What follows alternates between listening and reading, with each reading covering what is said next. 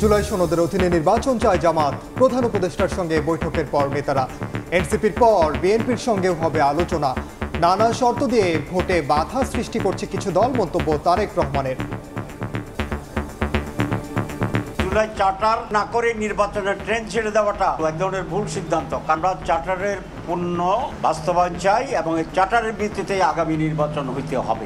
কোনো রাজনৈতিক দল নির্বাচনের মাধ্যমে জনগণের অধিকার প্রতিষ্ঠার পরিবর্তে দলীয় স্বার্থ চরিতার্থ করার জন্য নানা শর্ত আরোপ করছে, পরিকল্পিত উপায় বাধার সৃষ্টির অপচেষ্টা করছে।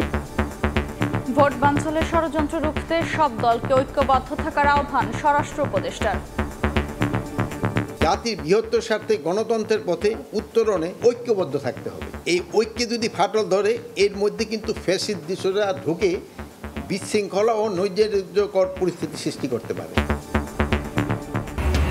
চট্টগ্রাম বিশ্ববিদ্যালয়ের শিক্ষার্থীদের সঙ্গে স্থানীয়দের দফায় দফায় সংঘর্ষ। ১৪৪ ধারা জারি। প্রভিসি প্রক্টর সহ আহত অর্ধশতাধিক। ঘটনাস্থলে সেনাবাহিনী ও পুলিশ। ডাকসুর ফরহাদের প্রার্থিতার বিরুদ্ধে রিট। শিবিরের বিরুদ্ধে আচরণবিধি লঙ্ঘনের অভিযোগ। নবীনদের ডাকসু ভোটার তালিকায় অন্তর্ভুক্তির দাবিতে ছাত্রদলের বিক্ষোভ। গণ অধিকার সভাপতি নূরের শারীরিক অবস্থার উন্নতি। ফোন করে খোঁজ নিলেন রাষ্ট্রপতি।